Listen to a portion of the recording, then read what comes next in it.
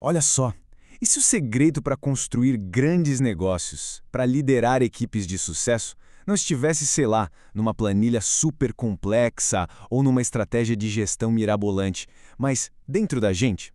Pois é, antes de qualquer grande conquista tem um passo que não dá para pular: o autodomínio. A liderança de verdade começa aí, sabe? Dominando os dois recursos mais preciosos que a gente tem: nosso tempo e nosso dinheiro. E a primeira grande reflexão, que vem lá do livro Essencialismo, é exatamente essa. Será que a gente está investindo nosso tempo e nossa energia naquilo que realmente importa? Parece uma pergunta simples, né? Mas olha, a resposta para ela pode estar definindo agora mesmo o futuro de cada um. Então, o que a gente vai fazer aqui é construir essa base, sabe? Passo a passo.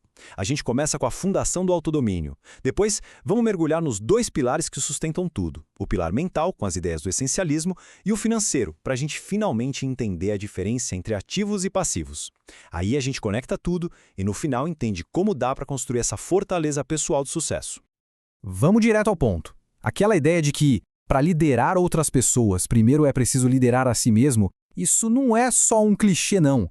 É a base de tudo, de verdade. É só parar para pensar nos grandes líderes que a gente admira. Todos eles, sem exceção, têm um domínio impressionante dos próprios recursos. É o primeiríssimo passo. E esse não dá para pular. É como o clássico pai rico, pai pobre nos lembra, né? Todos nós recebemos os mesmos dois presentes, as mesmas ferramentas para construir a nossa realidade, a nossa mente e o nosso tempo. O que faz a diferença total é como a gente usa cada uma delas. E é exatamente aí que entram os nossos dois pilares. Bora começar então pela arquitetura da nossa mente, o pilar mental. A filosofia aqui é a do essencialismo, que dá para resumir num mantra muito poderoso: menos, porém, melhor. Pensa assim, é como um escultor que, em vez de ficar botando mais argila, vai tirando todo o excesso para revelar a obra de arte que já estava ali escondida. Essa imagem aqui é praticamente um raio-x da nossa energia, né? De um lado, a gente vê a vida de muita gente, uma energia toda espalhada, correndo para 1000 direções ao mesmo tempo. E o resultado? A gente avança 1 milímetro em 1 milhão de direções. Ou seja, não chega a lugar nenhum de verdade. Agora, do outro lado, a mesmíssima energia, só que totalmente focada. O resultado? Um avanço gigantesco naquilo que realmente importa. E aqui, olha, tá a grande virada de chave. Essencialismo não tem nada a ver com fazer mais coisas, com ticar mais tarefas de uma lista. Pensa bem, quantas vezes a gente já terminou um dia super corrido, exausto, com aquela sensação de que não fez nada que realmente importava? Pois é, o essencialismo é sobre fazer as coisas certas. É uma mudança radical de foco do quanto para o quê. E tudo começa aqui, ó, na mentalidade. A pessoa não essencialista vive meio que aprisionada pela sensação de obrigação, sabe? Com aquela frase "eu tenho que" ecoando na cabeça o tempo todo. É uma vida reativa, sendo levada pela correnteza. Já a pessoa essencialista, ela retoma o controle, o leme da própria vida com a frase "eu escolho". É a diferença gritante entre ser um barco à deriva e ser o capitão da própria jornada. Esse quadro aqui funciona quase como um espelho. De que lado será que a gente se encaixa mais hoje em dia? A mentalidade não essencialista acha que tudo é importante, vive apagando incêndio e diz sim para tudo, com medo de desagradar.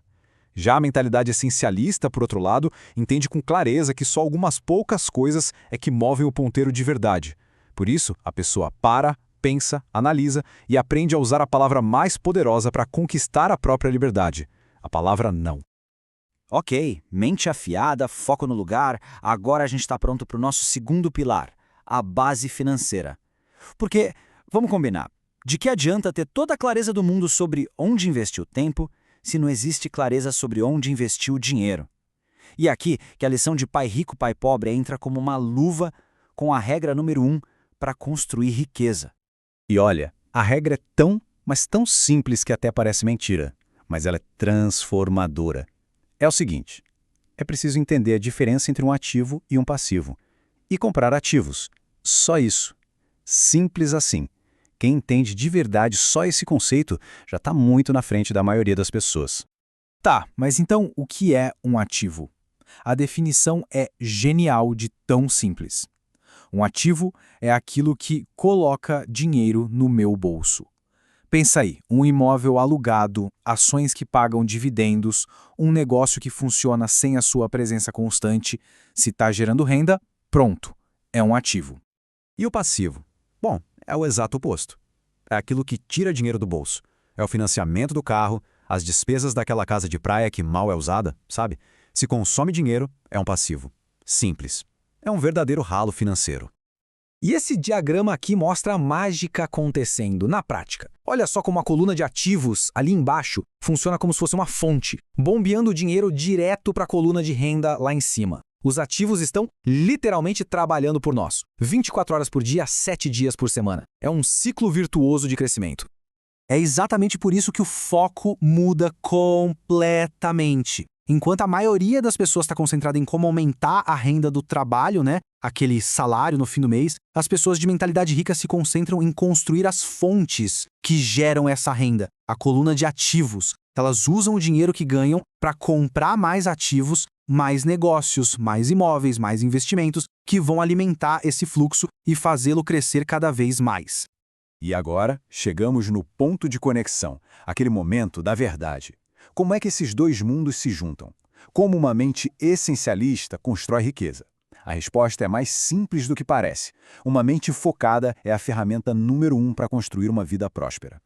E essa citação aqui, olha, ela resume tudo perfeitamente. O ativo mais poderoso que temos é a nossa mente. Se bem treinada, ela cria uma riqueza sem precedentes. Para pensar nisso. Antes de qualquer imóvel, de qualquer ação, o maior ativo que qualquer pessoa tem é a capacidade de pensar com clareza. É a mente essencialista que vai conseguir identificar as oportunidades que a maioria das pessoas nem enxerga. Isso mostra pra gente que a verdadeira inteligência financeira não tem a ver com decorar fórmulas ou gráficos complicados. Tem a ver com treinar a mente para ser tipo um lapidador de diamantes. É ter a habilidade de pegar uma situação que parece bruta, sem valor nenhum, e transformar aquilo numa oportunidade brilhante. A sorte não acontece por acaso, ela é fabricada. Então fica a pergunta: como é que se começa a construir essa fortaleza de autodomínio hoje mesmo? A resposta, na verdade, não está num plano gigante, super mirabolante. Ela está nas pequenas escolhas que a gente faz a cada minuto com o nosso tempo e a cada real com o nosso dinheiro. Resumindo tudo, a Fundação se apoia em 2 passos bem simples, mas que são muito poderosos. Primeiro, foco. É adotar a mentalidade essencialista para direcionar toda a nossa energia para aquilo que é realmente vital.